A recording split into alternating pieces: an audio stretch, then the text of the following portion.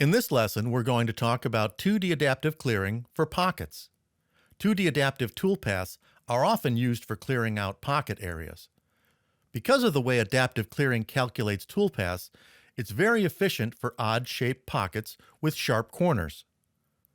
2D adaptive clearing is the right toolpath to use for removing large amounts of material quickly. It can rough the outside to leave a boss standing, or rough the inside of closed or open pocket boundaries. On this part, we have both open and closed pockets. One of the great things about Fusion is that we will be able to machine both with the same operation. Select 2D Adaptive from the 2D Toolpath group. On the Tool tab, the first thing you'll notice is that it has the same tool we used in the last operation. But we actually want a smaller tool to rough out the pockets. Press Select to pick our cutting tool. If you click on the document heading Intro to 2D Machining, the middle section will show only the tools for this project. Pick tool number 5, the 3/8 inch diameter flat end mill from the list, and press Select. We will leave the default speeds and feeds for this tool. Let's go to the Geometry tab. This time, we want to cut the open pockets and the closed pockets. Let's look at the tooltip for pocket selection. This tells us that we can select faces, edges, or sketch geometry to define our cutting boundary. Selecting a face may give you a different result than picking an edge, but both of these are preferable to picking a sketch. The face and edge are directly associated to the model, so if the model changes, the related toolpath will update. Associative toolpaths are always better than being attached to a set of static sketch geometry. Here's a general rule that I use for selecting the area to machine. If the face has holes in it, you might want to pick the edge.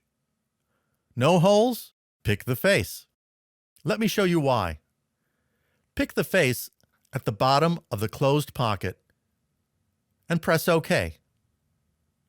If we rotate and zoom in, you'll see the toolpath rapids down and then starts its side cutting on the pocket. That face we selected has a hole in it, so Fusion assumes that we can plunge into that hole. But we know there is material in that pocket. Right-click on the toolpath in the browser and select Edit. Go to the Geometry tab and press the X next to your pocket selection chain to delete it. This time, let's select the edge of the pocket and press OK. You may have to right-click on the toolpath and select Generate to update it. This time, you'll see a red helix cutting its way down the final depth. A face sees the hole, an edge sees the boundary. Right-click on the toolpath again and select Edit. Go to the Geometry tab and press the X next to your pocket selection chain to delete it. This time, let's select the edge of the open pocket. See how the blue cutting area extends out to the tangency of the radius? Delete the selection again, and this time pick the face. You can see now it is only evaluating the boundary of the face. So it can make a difference in your results depending on how you pick the cutting area of your pocket. Pick the face on the opposite side, and then pick the edge of each of the closed pockets. Let's go to the Heights tab. We can see that our bottom height is set in reference to the selected contour. Even though the two pocket types are at different heights, Fusion will cut them to the correct depth because the depth is associated to the selected contour. This also means that if someone changes the depth of any of these pockets on the model, the toolpath will update without us having to change any parameters. There's nothing for us to change here. Let's go to the Passes tab. Our optimal load is showing 0.075, which is 20% of the 3/8 tool diameter. That tells us our formula is working. Stock to leave should be checked. Set the radial stock to leave at 20 thousandths and set the axial stock to leave at 0. This will leave stock on the walls, but not on the floor. Check the box to enable the smoothing option. Let's go to the Linking tab. Down in the Ramp section of the dialog, you'll see the ramp type is set to helix. This is how it will enter into the solid area of the closed pocket. There are a number of ramp types. You can view them in the tooltip. We will leave the ramp type set to helix. Down below that, you'll see a helical ramp diameter and a minimum ramp diameter.